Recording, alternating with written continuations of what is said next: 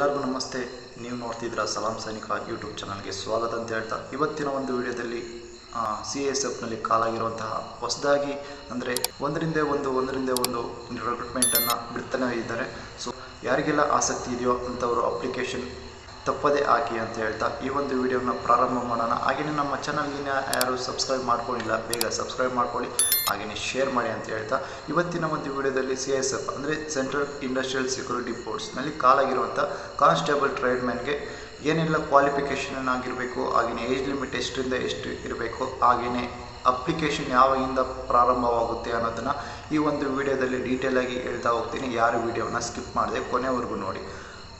CISF constable tradesman recruitment 2025 ಅಂದರೆ constable tradesman ಇದಕ್ಕೆ qualification ಆಗಿರಬೇಕು ಅನ್ನೋದನ್ನು ನೋಡೋಣ. ಅದಕ್ಕಿಂತ ಮೊದಲಾಗಿ ಪೋಸ್ಟ್ ಎಷ್ಟು ವೇಕೆನ್ಸಿ ಇದರಲ್ಲಿ ಇದೆ ಅನ್ನೋದನ್ನು ನೋಡೋಣ.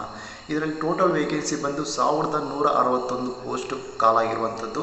CISF ಕಾನ್ಸ್ಟೇಬಲ್ ಟ್ರೇಡ್ಮ್ಯಾನ್ ವೇಕೆನ್ಸಿ ನೋಡ್ಬೋದು, 1161 ಪೋಸ್ಟು ಕಾಲಾಗಿರುವಂಥದ್ದು.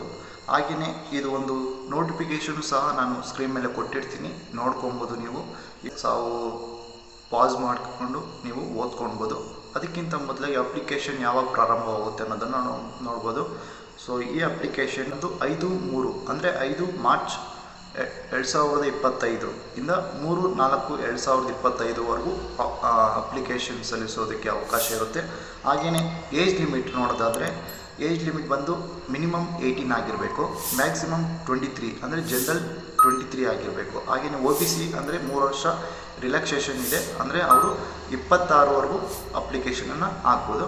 ಮತ್ತು SC/STಗೆ 5 ವರ್ಷ ರಿಲ್ಯಾಕ್ಸೇಷನ್ ಇರುತ್ತೆ, ಅಂದರೆ ಅವರು 28ವರೆಗೂ ವಯಸ್ಸಿನವರೆಗೂ ಅಪ್ಲಿಕೇಶನನ್ನು ಸಲ್ಲಿಸ್ಬೋದು. ಹಾಗೆಯೇ ಕ್ವಾಲಿಫಿಕೇಷನ್ ಏನಾಗಿರ್ಬೇಕು ಅನ್ನೋದನ್ನು ನೋಡೋಣ.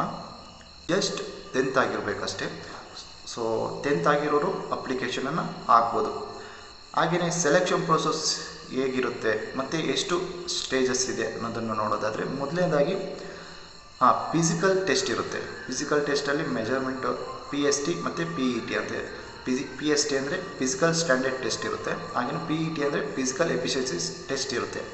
ಅದಾದಮೇಲೆ ಫಿಸಿಕಲ್ ಯಾರೆಲ್ಲ ಉತ್ತೀರ್ಣರಾಗ್ತಿರಲ್ಲ ಅಂಥವ್ರಿಗೆ ರಿಟರ್ನ್ ಎಕ್ಸಾಮ್ ಇರುತ್ತೆ. ಅದು CBT ಮುಖಾಂತರನೇ ನಡೆಯುತ್ತೆ, ಕಂಪ್ಯೂಟರ್ ಬೇಸ್ಡ್ ಟೆಸ್ಟ್ ಇರುತ್ತೆ.